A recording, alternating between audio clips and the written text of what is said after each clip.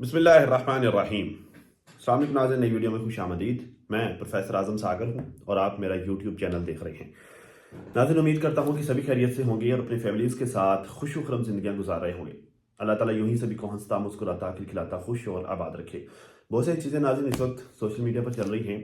बहुत सारे कुछ लातदाद किस्म के नाज़रीन फटे यूट्यूब पर चल रहे हैं।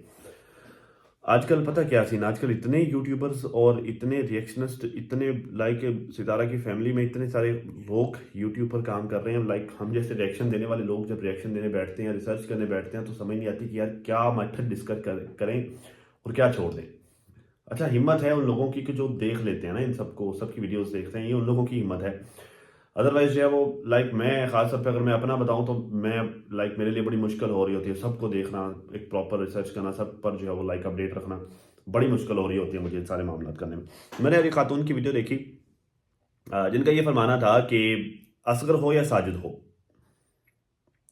इनकी हर वो बात जो सितारा के अगेंस्ट जा रही हो उसे जो है वो झूठ मान लिया जाता है, और जो बात सितारा की सच जो है वो सपोर्ट में जा रही हो उसे जो है वो सच मान लिया जाता है। ऐसा क्यों? असगर की कौन सी बातें हैं सितारा के अगेंस्ट के जिनको जो है वो झूठ माना जा रहा है, और कौन सी बातें हैं सितारा की सपोर्ट में जिनको सच माना जा रहा है? ठीक है, मैं आपको बता देता हूं। असगर की वो बातें कि जो उसने अपनी बीवी के साथ मिलकर सितारा के ऊपर घटिया इल्जामात लगाए, उनको झूठ माना जा रहा है। उसकी वजह पता क्या है? सच है या झूठ, वल्लाहु आलम, अल्लाह को पता। ठीक है, ये इसलिए नहीं कि मैं जो है वो मैं यकीन करके बैठा हुआ हूँ कि जो है मुझे इसमें शक हो गया, इस वजह से नहीं है।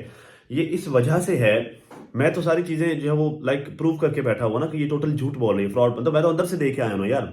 मतलब एक बंदा जो है घर के बाहर खड़ा होकर बात कर रहा था, एक बंदा जिसको घर के अंदर की इच्ची गिच्ची मिट्टी सब पता होती है। मुझे तो घर के अंदर की वो इच्ची गिच्ची मिट्टी सब पता है ना। मतलब जितना मैं अंदर का बंदा हूँ शायद ही कोई इतना अंदर का कोई बंदा हो। मैं तो सब देख के बैठा हूँ ना। तो मतलब मैं तो हाथ उठाकर जो है वो श्योर होकर कह सकता हूँ ये टोटल झूठ बोले फ्रॉडन है। खैर, असगर की बात हो रही थी, तो असगर की जो सितारा के अगेंस्ट बकवासियात हैं अपनी बीवी के साथ मिलकर जो उसने की, उनको जो झूठ माना जा रहा है वो इस वजह से माना जा रहा है क्योंकि शरीयत हमें ऐसा करने का हुक्म देती है। किसी भी मुसलमान औरत के, भाई किसी भी औरत के बारे में यार, मुसलमान औरत की तो अहमियत ही अलग है। किसी भी औरत के बारे में जब उसकी इज्जत के ऊपर कोई उंगली उठाने वाला आए ना, तो आप बिना सोचे, बिना समझे, बिना सुने कह दो झूठ है, बकवास की जा रही है, फ्रॉड है, टोटल चवले मारी जा रही हैं, उसी वक्त कह दो। मत उसको आगे सुनो, मत उसे आगे फिराओ, मत उसे स्प्रेड करो।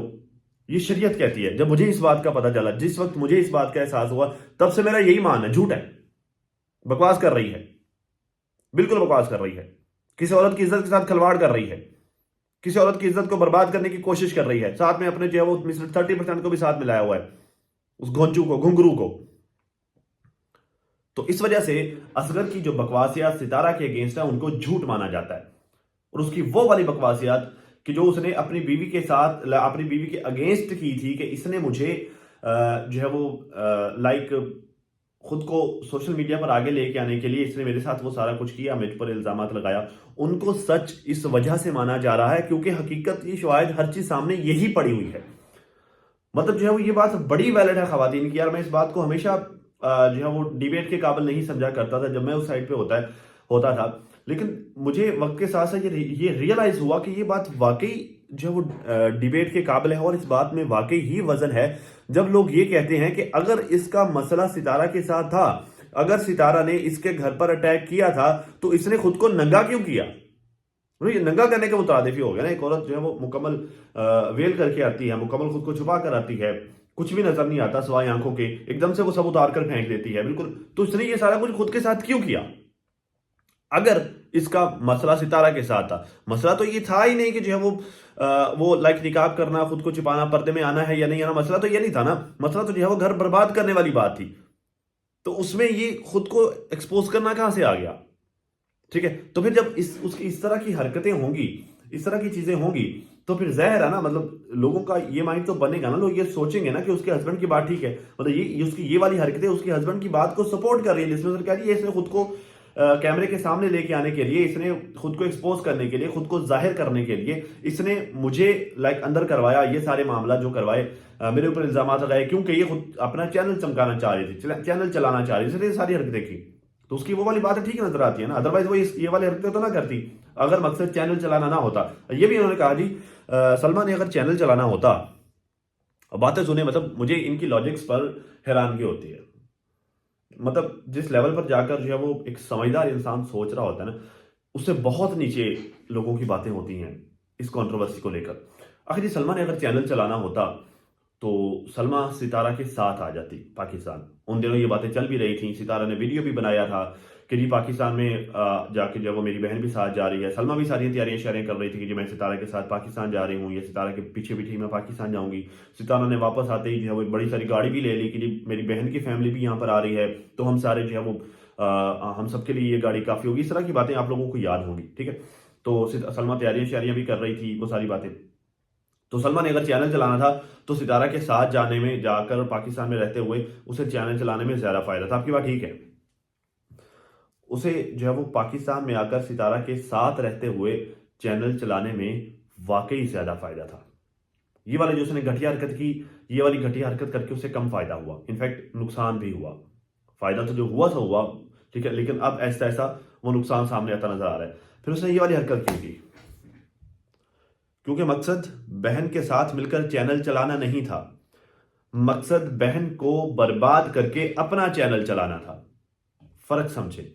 अगर बहन के साथ चैनल चलाना होता वो पाकिस्तान आ जाती और बहन के साथ चैनल चलाती रहती, बहन का भी ठीक चलता रहता, इसका भी चलता रहता, दोनों का जो है वो लाइव प्रोग्राम चलता रहता, ठीक है। लेकिन इसने कहा नहीं जी मेरा प्रोग्राम चलना चाहिए, बहन का प्रोग्राम बढ़ना चाहिए, बहन का चैनल का बेड़ा गर्क होना चाहिए, मेरा चैनल चलना चाहिए। बहन क्यों सुखी है, बहन क्यों खा रही है, बहन क्यों आगे निकल गई है, बहन को लोग क्यों इज्जत दे रहे हैं, तो वो सारा कुछ मुझे मिलना चाहिए, ये मकसद था। इस मकसद के तहत वो पाकिस्तान नहीं आई, इस मकसद के तहत। और रोने पता क्या असर है, मेरे बच्चों की तालीम, मेरे बच्चों की एजुकेशन, ये वो फला फला फला। बच्चों की एजुकेशन जो है वो पाकिस्तान में आला से आला स्कूल है जहाँ में बच्चों की एजुकेशन मिलती है। अगर वो पाकिस्तान में आती तो सितारा के बच्चे भी तो पाकिस्तान में पढ़ रहे हैं ना, आला एजुकेशन ले रहे हैं ना। बात तो प्रायोरिटीज की होती है, ठीक है ना। तो बात यह है कि व्यूज जो थे ना, व्यूज वो सिर्फ खुद लेना चाह रही थी, बहन को नहीं देना चाह रही थी, बहन के पास छीनना चाह रही थी। क्यों? क्योंकि जो वो हासिदीन हासिदीन का ये अंदाज होता है, हासिदीन का यही तरीका होता है। अल्लाह ताला की साथ उसको दे रही है, उसको क्यों दे रही है, मुझे दे। वो ये दुआ नहीं करते होते, वो ये नहीं चाहते होते कि उसको तो मिल रहा है, जैसे उसको मिल रहा है वैसे मुझको भी मिले, उसके साथ साथ जो है वो हम सब मिलकर तरक्की करें, सब मिलकर आगे जाए। उनकी ये ख्वाहिश नहीं होती, उनका ये होता है कि यार उसको क्यों मिल रहा है, उससे छीन कर मुझे दे दो। हासिदीन इसी वजह से, हसद की वजह से ही जो है वो इस तरह की घटिया हरकतें करते हैं। और फिर जो हसद हसद इंसान को खा जाता है, हसद इंसान की कामयाबी को, इंसान की तरक्की को खा जाता है, जैसे बड़ी बाजी का बेड़ा गर्क हुआ पड़ा है, वो वाला सीन। तो ये मोहतरमा पाकिस्तान आके चैनल नहीं चलाना चाह रही थी। पाकिस्तान आती तो जो है वो फिर तो बहन के साथ भी चलता रहता, फिर टैग तो एक लगा रहना था ना। वो टैग देखें, सितारा ने अपनी बहन को अपने साथ लेके आई, अपने घर में जगह दी, गाड़ी बड़ी ले ली, अपने साथ जो है वो बहन को भी कामयाब करवाया, बहन के भी अच्छे व्यूज आ रहे, सितारा के भी अच्छे व्यूज। फिर तो ये वाली स्टोरी होनी थी ना, फिर तो लोगों ने और क्लैपिंग करनी सितारा के लिए कि सितारा बड़ी अच्छी है। यही चीज बड़ी बाजी को नहीं चाहिए थी कि सितारा के लिए क्लैपिंग नहीं होनी चाहिए, क्लैपिंग मेरे लिए होनी चाहिए, लोग मेरे पीछे खड़े होने चाहिए। ये वजह थी उसकी ये वाली हरकतें करने की। आई समझ? आगे चलते हैं। कहते हैं जी सलमा को नहीं, अच्छा, सलमा ने अगर सितारा को बदनामी करना होता तो इजाज शाह वाले मैटर या फिर किसी भी और मैटर पर कह सकती थी कि यहां पर मेरी बहन झूठी है। उसने अपने शोहर पर ये वाला इल्जाम क्यों लगाया, वो ये मैटर मतलब अपनी बहन को कह सकती थी। ये इनकी लॉजिक है जी, ये अपनी तरफ से इन्होंने इनका मोहतरमा ने एक बड़ी सारी लॉजिक देने की कोशिश की है कि ये तो लाइक किसी भी और मैटर पर, तो किसी भी और मैटर पर अगर ये कह देती कि अच्छा, फर्स्ट ऑफ ऑल तो इन्होंने ये वाले सारे मैटर्स जो हैं वो इजाज शाह वाला हो गया या पता नहीं क्या क्या बकवासियात, इन सारे मैटर्स भी इन्होंने डिस्कस किए। अपना मैटर तो किया सो किया, अपना रोला तो डाला सो डाला, अपना गंद खिलारा तो डाला सो डाला, और सारे मैटर्स भी डिस्कस किए। वो सारे मैटर्स, इनफैक्ट ये इजाज शाह वाला जो मैटर है ये पहले इतना शिद्दत में नहीं था, ये मोहतरमा ज्यादा शिद्दत से ले गई। जब इजाज शाह पहले सोशल मीडिया पे नहीं आया था, कोई जानता तक नहीं था कि वो बंदा कौन है, वो कैसा है, क्या मैटर है, कहां से, अब कोई नहीं जानता था। शायद ये कोई इक्का दुक्का लोग कभी जो है इस बारे में कभी जिक्र करते हो। ये मोहतरमा जो है वो बड़े जोरों शोर के साथ, बड़ी शिद्दत के साथ ले गई। लोगों ने प्रूफ भी लाकर सामने रखे कि उनको जा जाकर कहती थी कि इजाज शाह पर बात करो, इजाज शाह के साथ ये तस्वीर, ये पता नहीं क्या क्या जो है ये सारा गंद खिला रहा, ये सारा जो है यहाँ पर आकर खिला लो। तो इजाज शाह वाले मैटर को भी यही ले गई। शायद आपको जो है वो याद नहीं है, भूल गई, आपके नॉलेज के लिए मैं आपको बता दूं, आपकी याद आने के लिए। तो बात यह है कि अगर वो उन सारे लोगों का मैटर डिस्कस करती ना, तो लोगों ने कहना था इसका दिमाग खराब है, ये चवल हो रहा था, ये खाम खा जो है वो हेटर्स के साथ मिल गई है। अगर ये वाला काम करती जो इसने किया है, तो लोग सिंपैथी देते, जो कि लोगों ने उस वक्त दी भी वक्ती तौर पर। ये वाला काम करोगी तो लोग मेरे साथ हमदर्दी करेंगे कि देखिए जी, मैं मजलूम औरत हूं, मेरे साथ जुल्म हुआ है, मेरा घर तोड़ने की कोशिश की है, मुझे बर्बाद करने की कोशिश की है, मेरी छोटी बहन जिसको मैंने गोद में खिलाया, जिसका पता नहीं अल्लाह अल्लम गलम इची गिची मिची मैं सबसे ज्यादा चाहती थी, सबसे ज्यादा मोहब्बत करती थी, कहां बढ़ गई वो मोहब्बत फिर? तो बात यह है कि उसके लिए ये अपने शोहर को कुर्बानी का बकरा बनाना साथ में ये इंपॉर्टेंट था, क्योंकि इसी तरह करके वो मजलूमियत का रोना रो सकती थी। यही काम करके वो खुद को मजलूम साबित करते हुए लोगों की सिंपैथी गेन कर सकती थी। अदरवाइज जो है वो, अगर वो किसी भी और मैटर पर बात करती तो लोग कहते कि देखें ये एहसान फरामोश है, देखें ये नमक हराम है, देखिए इसने सितारा का नमक खाया है और उसको हराम करी। नमक सितारा का ही खाया ना, वहां पर जाकर जैसे सितारा वहां पर गई, उसके पैसे नए नए आए थे, दौलत मडी सुथरी थी, 2 महीने की पेमेंट आई थी, ठीक है, तो वहां पर जो है वो ऐसे पानी की तरह पैसा बहाया उन्होंने। कभी वहां पर जो है वो लाइक जो है वो कोई फार्म हाउस बुक हो रहा है, कभी वहां पर फार्म हाउस बुक हो रहा है, कभी फलां चीज ली जा रही है, फलां चीज ली जा रही है। इनकी बुक करना वो कि खुद की कहाँ औकात है ये सारा कुछ करने की? तो जरा सितारा के पैसे पे ही हो रहा था ना, ठीक है ना। तो नया नया पैसा था सितारा के पास, अच्छा खासा आया था, तो उसी पैसे को जो है वो लाइक इस्तेमाल किया, खुला डुल्ला जो है वो छरले उड़ाया, खुद उड़ाया, ठीक है। तो नमक हराम लोग कहते, इस तरह की बातें करते। अगर ये इस तरह की ये आयशा वाले और बाकी सारे मैटर्स को जो है वो आगे लेकर चलती, इसके लिए जरूरी था कि कोई नया गुल खुलाए, नया ट्रेंड चलाए नया।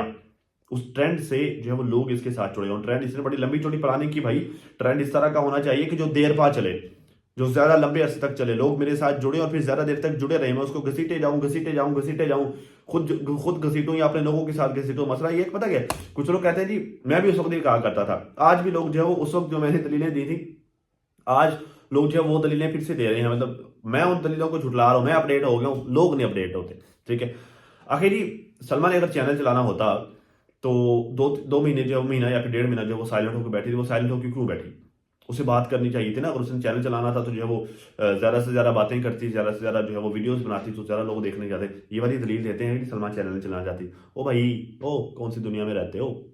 दुनिया अब मरीख पर अपने जो है वो नई दुनिया बात करने की सोच रही है, आप अभी जो है इन चक्करों में पड़े हुए हो। क्या मतलब आपका दिमाग खराब है? आपको नहीं पता क्या? मतलब सलमा बोले ना बोले, सलमा के लिए वीडियोस बन रही है ना, सलमा ट्रेंडिंग में है ना, तो सलमा साल बाद आकर भी वीडियो बनाएगी, तो साल बाद भी वो ट्रेंडिंग में है, हर बंदा उस पर जो है वो बात कर रहा है, हर बंदा उसके टैग्स यूज कर रहा है, थंबनेल चल रहा है, हर बंदा उस पर डिस्कस कर रहा है, वो ट्रेंडिंग में है। साल बाद भी आकर वीडियो बनाएगी तो वीडियो चढ़ते ही जो है वो आसमानों पर पहुंच जाएगी। ट्रेंडिंग है ना। वीडियो अपलोड होते ही जो है वो ऐसी रीच यूट्यूब ओपन करेगा, क्या मतलब पागल है यूट्यूब वाले? इनका सर्च इंजन ऑप्टिमाइजेशन सिस्टम किस तरह से काम करता है, इनका सर्वर किस तरह से काम करता है, आपको नहीं पता?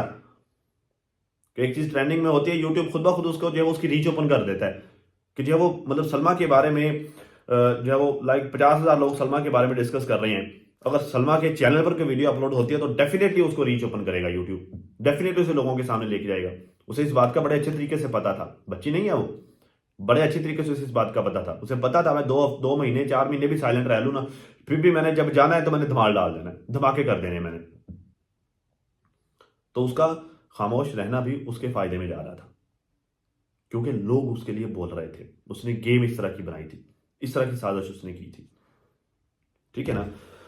खैर जी, फिर कहते हैं जी, अच्छा जी, सितारा का नाज़िन 100 डेज वाला चैलेंज, इस पर भी लोग तनकीद कर रहे हैं। अब जी फिर से 100 डेज का चैलेंज कर लिया है, फिर से जो है वो लाइक फिर से इश्यूज क्रिएट होंगे, फिर से नई कंट्रोवर्सीज आएंगे वगैरह वगैरह। मतलब यार ये लोग खुश नहीं हो सकते।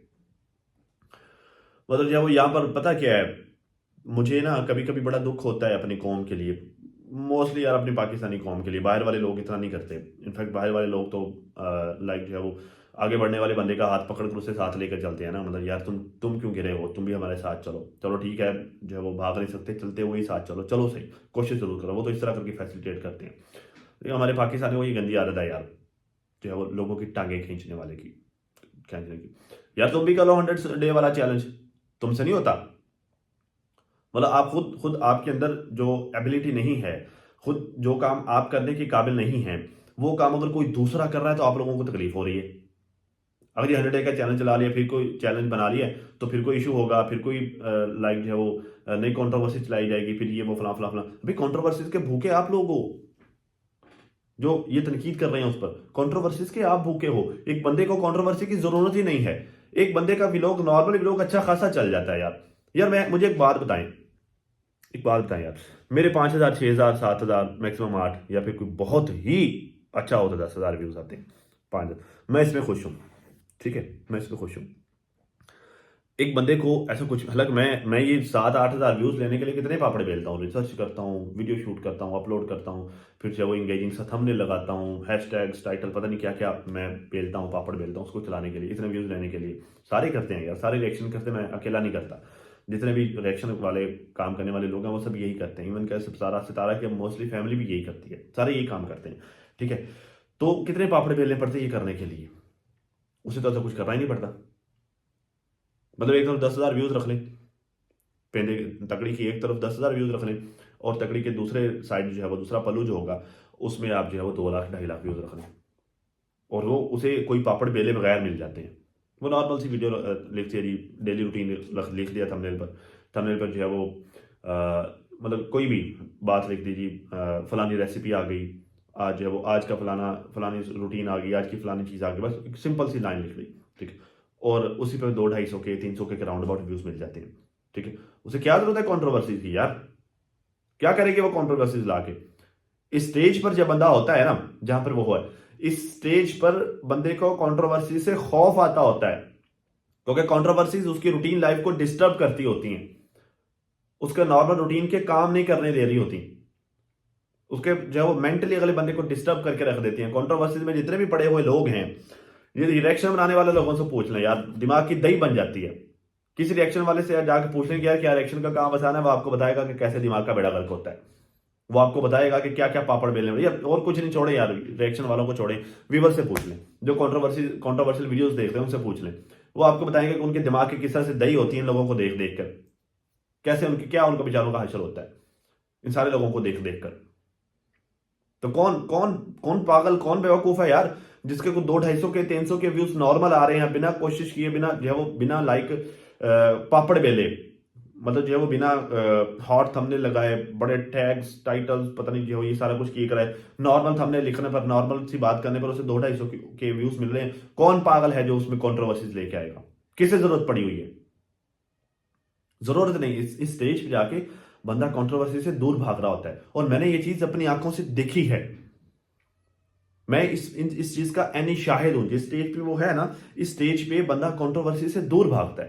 तो यार जान छुड़वाओ यार, मुझे मत डिस्टर्ब करो, मुझे काम करने दो। मेरा काम जो है वो बिना फड्डे किए, बिना रोले किए मेरा काम ठीक चल रहा है, मैं क्यों कंट्रोवर्सीज में पढ़ूं? लेकिन नहीं, जो कंट्रोवर्सीज के भूखे लोग हैं, जिनका खाना पीना रोजी रोटी सब चल ही कंट्रोवर्सीज पर आया, खुद मेरा भी, ऐसा नहीं है कि मेरा नहीं चल रहा, सबकी बात कर रहा हूं, उनको इशू है कि वो कंट्रोवर्सी चलाएगी। भाई कंट्रोवर्सी तो आपके फायदे में है, फिर भौंक क्यों रहे हो, फिर बकवास क्यों कर रहे हो? अगर कंट्रोवर्सी चलेगी तो आपके भी तो डॉलर बनेंगे ना, आपके भी तो पैसे मिलेंगे ना, तो फिर उस पर क्यों भौंक रहे हो? बनाने वाले भी आप हो, चलाने वाले भी आप हो, सिस्टम चलाने सब सब करने वाले आप हो।